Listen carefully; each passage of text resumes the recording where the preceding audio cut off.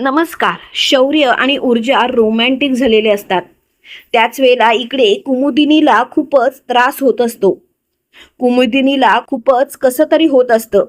विजयाची मात्र झोपच उडालेली असते. विजया खूपच चिडलेली असते, पण हर्षवर्धनला मात्र छान अशी झोप लागलेली असते. इकडे कुमुदिनी कशी तरी हॉलमध्ये आलेली असते. कुमुदिनी धडपडत असते. त्याच वेळेला विजया सुद्धा तिच्या बेडरूम मधून बाहेर आलेली असते आणि तिचं लक्ष कुमुदिनीवरती जाते. त्यावेळेला विजया स्वतःशीच बोलते, आई साहेब अशा धडपडत का चालतायत? त्यांना काही होतंय का? नक्कीच त्यांना काहीतरी होतंय. आणि त्याच वेळेला कुमुदिनी अचानकपणे खाली कोसळते. त्यावेळेला विजया मोठ्याने ओरडते, आई साहेब. त्यावेळेला शौर्य आणि ऊर्जा खूपच घाबरतात. शौर्य आणि ऊर्जा लगेच बेडरूम मधून बाहेर धावत आलेले असतात. समोरच पडलेल्या कुमुदिनीला बघून शौर्य मोठ्याने ओरडतो, आजी. त्याच वेळेला विजया कुमुदिनीच्या चेहऱ्यावरून हात फिरवत असते. आईसाहेब काय झालं? उठा उठा ना. हर्षवर्धन सगळेजण बाहेर आलेले असतात. शौर्यने कुमुदिनीला सोफ्यावर झोपवलेलं असतं, पण कुमुदिनी मात्र शुद्धीवर येत नसते. ते बघून हर्षवर्धन लगेच आदित्यला बोलतो, आदित्य लवकरात लवकर डॉक्टरांना घरी बोलव. त्यावेळेला आदित्य लगेच डॉक्टरांना फोन करतो. रातोरात डॉक्टर हर्षवर्धन जहागीरदारच्या घरी आलेले असतात. त्यावेळेला डॉक्टर हर्षवर्धनला म्हणतात, हे बघा मी त्यांना चेक केलंय, त्यांना हार्ट अटॅक आलाय, आपल्याला त्यांना हॉस्पिटलमध्येच ऍडमिट करावं लागेल. हे ऐकल्यानंतर हर्षवर्धन बोलतो, हे कसं काय शक्य आहे? त्यावेळेला लगेच डॉक्टर बोलतात, हे बघा हर्षवर्धन जहागीरदार, तुम्ही वेळ वाया घालवू नका, कारण त्यांच्याकडे वेळ खूपच कमी आहे. आपल्याला लवकरात लवकर उपचार करावे लागतील. त्यावेळेला शौर्य पुढे होतो आणि मोठ्याने बोलतो, डॉक्टर काहीही करा, पण माझ्या आजीचा जीव मात्र वाचवा. डॉक्टर तुम्ही म्हणाल तसं आम्ही सगळं करायला तयार आहोत. त्यावेळेला डॉक्टर म्हणतात, हे बघा आम्ही उपचार करणार, पण आम्ही काही देव नाही आहोत. तेव्हा मात्र शौर्य शांत होतो. त्यावेळेला ऊर्जा शौर्याच्या खांद्यावर हात ठेवते आणि शौर्याला म्हणते, शौर्य आजींना काही होणार नाही, तू काळजीच करू नकोस. अरे त्यांनी एवढं काही केलंय ना की त्यांच्या पाठीमागे असं कोणतंही संकट येणार नाही. तेव्हा लगेच शौर्य बोलतो, पण आजी अशी खमकी आणि अचानकपणे अशी कोसळली, ते बघून मात्र माझ्या जीवाला खूपच वेदना होत आहेत. इकडे कुमुदिनीला हॉस्पिटलमध्ये ऍडमिट केलेलं असतं, तिला ICU मध्ये ठेवण्यात आलेलं असतं. त्यावेळेला शौर्य खूपच रडत असतो. त्यावेळेला ऊर्जा त्याला धीर देत असते, पण विजयाने मात्र हॉस्पिटलमध्येच तमाशा सुरू केलेला असतो. विजया मोठ्याने बोलते, बस झाली तुझी ही नाटकं, ही तुझी नाटकं आहेत ना ती बंद कर. आणि मला तुझ्या या नाटकांचा आहे ना कंटाळा आला. ऊर्जा अगं तू आहेस ना या घराला लागलेली पनवतीच आहे. त्यावेळेला शौर्य बोलतो, मॉम प्लीज काय बोलतेस तू? जरा तरी विचार करत जा ना बोलताना. त्यावेळेला विजया बोलते, वा शौर्य वा, आता सुद्धा तुला या ऊर्जाचीच बाजू घ्यायची आहे का? शौर्य अरे या ऊर्जामुळे ना आपल्या घरावरती नको नको ते संकट येत आहेत. तुला का काही गोष्टी कळत नाहीयेत?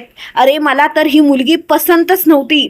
तुझ्या बाबांनी तर मला सांगितलं होतं की या मुलीला 10 दिवसाच्या आत बाहेर काढणार, पण त्यांनी मात्र त्यांचं वचन पाळलंच नाही आणि शेवटी ही मुलगी माझ्याच घरात माझ्या डोक्यावर बसली.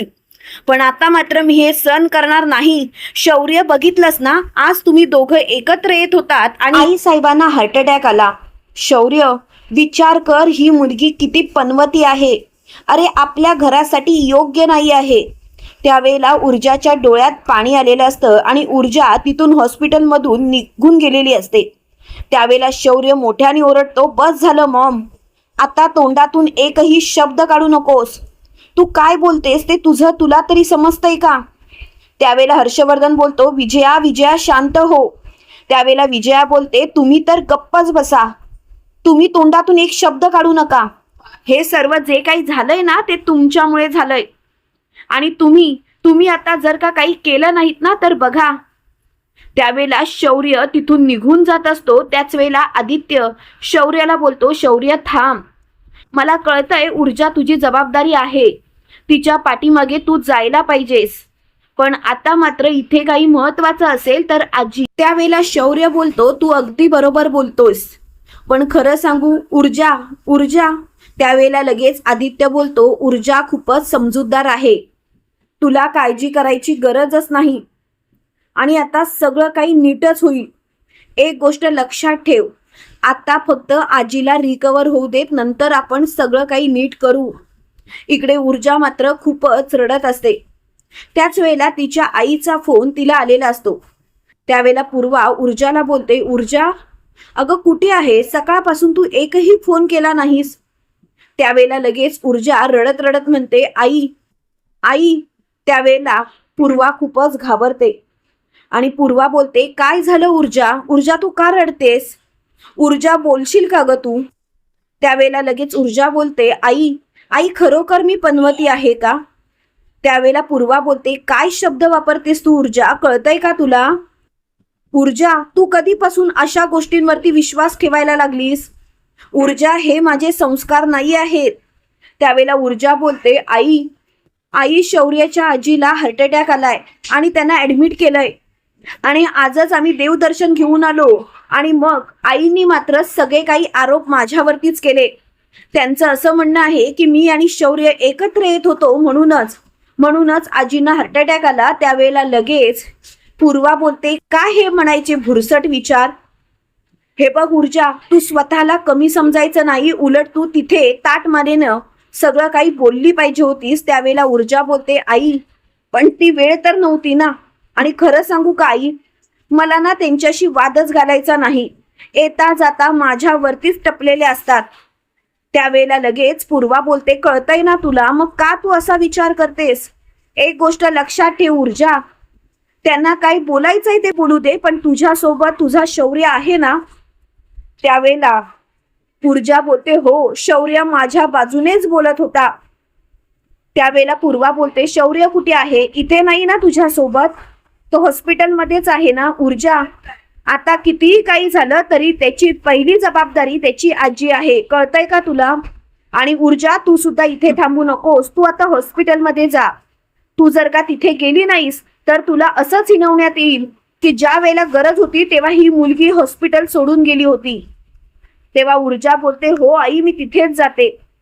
इकडे मात्र ऊर्जा खूपच घाबरलेली असते. ती स्वतःशीच म्हणते, मी जायला तर निघालीये, पण हॉस्पिटलमध्ये जर का गोंधळ घातला तर मी काय करू, मला समजत नाहीये. त्याच वेळेला शौर्याचा ऊर्जाला फोन आलेला असतो.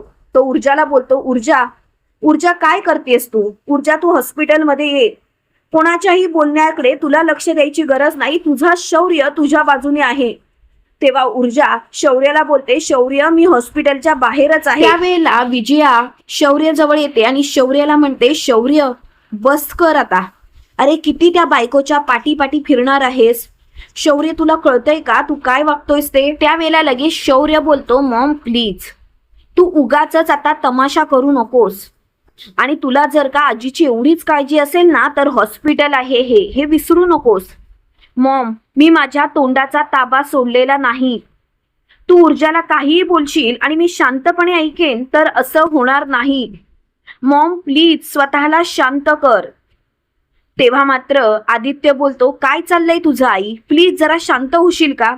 तेवढ्यात तिथे ऊर्जा आलेली असते. त्यावेळेला विजयाच्या तळपायाची आग मस्तकात जाते. विजया मोठ्याने ओरडते, लाज नाही वाटत तुला. अगं काय, कशाला आलीस तू इथे, अगं तुझ्यामुळेच हे सर्व झालंय, कळत नाहीये का तुला. त्यावेळेला शौर्य बोलतो, मॉम कळतंय का तुला, हॉस्पिटल आहे, हॉस्पिटलमध्ये आहेस तू. त्यावेळेला लगेच विजया बोलते, तू नाही मला शिकवायचंस, तू गप्प बस आता. आणि ती ऊर्जाचा हात धरते. त्यावेळेला ऊर्जा बोलते, काय चाललंय काकू तुमचं, काकू प्लीज शांत व्हा, उगाचच कोणतंही खापर माझ्या माथ्यावर फोडू नका. आणि आजींना जो काही त्रास होतोय, अहो त्यांच्या तब्येतीत बिघाड झालाय म्हणून तुम्ही माझ्यावरती का खापर फोडताय. हे बघा काकू, मला सुद्धा बोलता येतं, पण मी तुमचा मान ठेवायचा म्हणून तोंडातून एकही शब्द काढला नाही. त्यावेळेला हर्षवर्धन बोलतो, विजया काय करतेस तू, अगं का स्वतःचा अपमान करून घेतेस. अगं तुला तुझा अपमान करताना काहीच कसं वाटत नाही, तुझ्या लेकासमोर तुझा अपमान होतोय, पण तुझा लेक गप्पच आहे ना. त्यावेळेला लगेच शौर्य बोलतो, डॅड प्लीज शांत व्हा, उगाचच तिच्या मनात काही बाई भरवू नका. मी बाजू नक्कीच घेतली असती जर का मॉमची बाजू खरोखर सत्याची असती तर. आजीची तब्येत बिघडली, आजीला हार्ट अटॅक आला, त्याचं खापर तिने ऊर्जाच्या माथ्यावर मारलं. आम्ही दोघं एकत्र येण्याचा संबंधच काय? तुम्ही बोला ना. आमच्या दोघांच्या एकत्र येण्यामुळे आजीला त्रास होतो हे आजीने स्वतःच्या तोंडाने बरं झाल्यानंतर सांगावं. त्यावेळेला विजया बोलते, मग काय करशील? मग हिला सोडशील? त्यावेळेला लगेच शौर्य बोलतो, या जन्मात काय, पुढच्या 7 जन्मात सुद्धा मी तिचा हात कधीच सोडणार नाही. आणि मी तिच्याशी लग्न केलंय, तिच्यासोबत 7 फेरे घेतलेत. ते तिचा हात सोडण्यासाठी नाही तर घट्ट पकडून पुढे आयुष्याची वाटचाल करण्यासाठी. आणि तू काय बोलतेस मॉम? अगं तू एक स्त्री असून सुद्धा दुसऱ्या स्त्रीबद्दल एवढं घाणेरडं बोलतेस. मला खरोखर तुझी लाज वाटते मॉम आज. तेव्हा लगेच विजया बोलते, वा शौर्य वा, माझी लाज वाटते तुला, माझी. शौर्य अरे जरा विचार कर, मी तुझी मॉम आहे मॉम. तेव्हा लगेच शौर्य बोलतो, बस आतापर्यंत तोच विचार करत होतो म्हणून माझ्या ऊर्जाशी उद्धटपणे वागणाऱ्या बाईला मी काही एक बोलत नव्हतो. तेव्हा लगेच विजया बोलते, वा शौर्य वा, पण आता मात्र मी ऐकणार नाही. मी काहीही सहन करेन पण माझ्या कुटुंबावरती आलेलं संकट मी सहन नाही करू शकत. तेव्हा मात्र मी ढाल बनून उभी राहीन, मग कुणाच्याही विरोधात जावं लागलं तरी सुद्धा चालेल. पण आता मात्र मी शांत नाही बसणार. आणि ती ऊर्जाचा हात धरत तिला फरफटत हॉस्पिटलच्या बाहेर नेत असते. आदित्य आणि शौर्य तिला समजवत असतात पण ऐकत नसल्यामुळे शेवटी ऊर्जा जोरात विजयाचा हात झटकून देते आणि विजया खाली हॉस्पिटलमध्ये पडते. तेव्हा मात्र हर्षवर्धन लगेच ऊर्जाला मोठ्याने ओरडतो, ऊर्जा काय चाललंय हे? आणि तो विजयाला हात देतो. विजया उठून उभी राहते. त्यावेळेला विजया बोलते, बघ शौर्य, तुझ्या आईला या मुलीने ढकलून दिलं. त्यावेळेला शौर्य बोलतो, मॉम माझे डोळे आहेत, माझ्या डोळ्याला सर्व गोष्टी दिसतात. तुला काय वाटतं मॉम? तू जर का तिला फरफटत बाहेर काढत असशील तर तिने शांतपणे बघावं का तुझ्याकडे? ऊर्जाने जे काही केलं ते बरोबरच आहे मॉम. तिला हॉस्पिटलमधून असं बाहेर काढण्याची गरजच नव्हती. तेव्हा लगेच ऊर्जा बोलते, माफ करा मला, वयाने मोठे आहात तुम्ही पण तुम्हाला अक्कल मात्र अजिबात नाहीये. कोणत्या प्रसंगी काय केलं पाहिजे ना याचं भानच तुम्हाला नाहीये. शौर्य सॉरी, मी तुझ्या मॉम बद्दल असं काहीतरी बोलतीये. पण एक गोष्ट लक्षात ठेवायची शौर्य, अन्याय सहन करणं माझ्या आईचे संस्कार नाहीयेत. तेव्हा मात्र शौर्य बोलतो, ऊर्जा तू अगदी बरोबर बोललीस, काही चुकीचं केलेलं नाहीयेस तू, तुला घाबरायची गरज नाही आणि मी चुकीच्या गोष्टींना पाठिंबा देण्यातला मुलगा नाही आहे. तेव्हा मात्र हर्षवर्धन टाळ्या वाजवायला लागतो आणि म्हणतो, वा शौर्य वा, मानलं पाहिजे तुला. तेव्हा लगेच आदित्य बोलतो, डॅड अहो इथे आजी ICU मध्ये ऍडमिट आहे, तिची तब्येत क्रिटिकल आहे आणि तुमचं मात्र वेगळंच. कमाल आहे डॅड, तुम्ही असा कसा काय विचार करू शकता? त्यावेळेला ऊर्जा विजयाला बोलते, खरं सांगू का काकू, तुम्हाला मला घरातून बाहेर काढायचंच होतं, हे शौर्याला मी सांगितलं होतं. त्यावेळेला शौर्य बोलतो, ऊर्जा या विषयावरती आपण घरात गेलो की बोलू, आता हा विषय काढू नकोस. त्यावेळेला ऊर्जा बोलते, का शौर्य, मला सुद्धा भान आहे हे हॉस्पिटल आहे ते, आणि मला इथे काही एक बोलायचं नाही, पण जे काही काकूने चालवलंय ना ते बंद करायला सांग. तेव्हा लगेच शौर्य बोलतो, हो ऊर्जा हो, तू काळजी करू नकोस, आता आई तुझ्याशी असं काहीही वागणार नाही. आणि जर का आईने असं काहीतरी केलं तर मात्र मी विसरून जाईन ना मॉम, तू माझी मॉम आहेस ती. तेव्हा मात्र विजयाच्या डोळ्यात पाणी आलेलं असतं. त्यावेळेला विजया बोलते, वा शौर्य वा, खरंच मानलं पाहिजे शौर्य, आज या ऊर्जामुळे तू माझ्या डोळ्यात पाणी आणलंस. तेव्हा लगेच शौर्य बोलतो, मॉम स्वतःच्या चुकीच्या गोष्टींमुळे तुझ्या डोळ्यात पाणी आलंय. तू जे काही वागतेस ना ते चुकीचं वागतेस, पण तुला मात्र कळत नाहीये. काय करू मी तुझं मॉम, मला समजत नाही. त्यावेळेला विजया बोलते, काही एक करायची गरज नाहीये, शांत बस आणि तुझी नाटकं आहेत ना ती बंद कर. त्याच वेळेला डॉक्टर येतात आणि डॉक्टर मोठ्याने बोलतात, मिस्टर हर्षवर्धन जहागीरदार. त्यावेळेला हर्षवर्धन लगेच डॉक्टरांजवळ जातो. शौर्य ऊर्जा सगळेजण गेलेले असतात. त्यावेळेला हर्षवर्धन बोलतो, काय झालं, आईसाहेबांची तब्येत बरी आहे ना? त्यावेळेला लगेच डॉक्टर बोलतात, घाबरायची गरज नाहीये, आता त्या बऱ्या आहेत. त्यावेळेला ऊर्जाला खूपच आनंद होतो आणि ऊर्जा बोलते, डॉक्टर डॉक्टर आम्ही त्यांना भेटू शकतो का? त्यावेळेला लगेच डॉक्टर बोलतात, आता नाही, ICU मधून बाहेर काढलं की तुम्ही जाऊन भेटा. तेव्हा मात्र ऊर्जा बोलते, ठीक आहे. त्यावेळेला लगेच शौर्य बोलतो, घाबरायची गरज नाहीये ना? त्यावेळेला डॉक्टर बोलतात, अजिबात नाही, आणि डॉक्टर तिथून निघून गेलेले असतात. त्यावेळेला शौर्य विजयाला म्हणतो, मॉम बघितलंस का, माझ्या ऊर्जाला तू हॉस्पिटलमधून बाहेर काढायला निघाली होतीस, पण मगाशी माझी ऊर्जा स्वतः हॉस्पिटलमधून बाहेर गेली होती आणि ती जेव्हा हॉस्पिटलमध्ये परत आली तेव्हा आजीला शुद्ध आली. कळतंय का मॉम? म्हणजे माझ्या ऊर्जाचा पायगुण वाईट नाहीये आणि माझी ऊर्जा मुळात वाईट असूच शकत नाही. त्यावेळेला मात्र त्याला खूपच राग आलेला असतो. त्याच वेळेला हर्षवर्धन बोलतो, बस झालं ऊर्जा पुराण. अरे किती वेळा ऊर्जा ऊर्जा ऊर्जा करणार आहेस, जरा शांत बस. त्यावेळेला लगेच मोठ्याने शौर्य बोलतो, आता तर बसच करा आणि घरात जाऊन तर आपल्याला बोलायचंच आहे. तुम्ही जे काही करायचं ठरवलं होतं ना त्याचं उत्तर मला पाहिजेच डॅड. त्यावेळेला लगेच हर्षवर्धन बोलतो, कसलं उत्तर? त्यावेळेला शौर्य बोलतो, डॅड तुम्ही माझ्याशी खोटं बोललात आणि या खोट्याची शिक्षा मात्र तुम्हाला मिळणारच. डॅड तुम्ही जे काही वागत होतात ना ते चुकीचंच वागत होतात आणि याची शिक्षा दिल्याशिवाय मी शांत बसणार नाही. त्यावेळेला त्याची खूपच चिडचिड झालेली असते. तो ऊर्जाचा हात धरतो आणि ऊर्जाला घेऊन बाजूला होतो. त्यावेळेला हर्षवर्धन विजयाला बोलतो, काय मिळवलंस? हा तमाशा करून तू काय मिळवलंस? काय गरज होती तुला हा तमाशा करायची?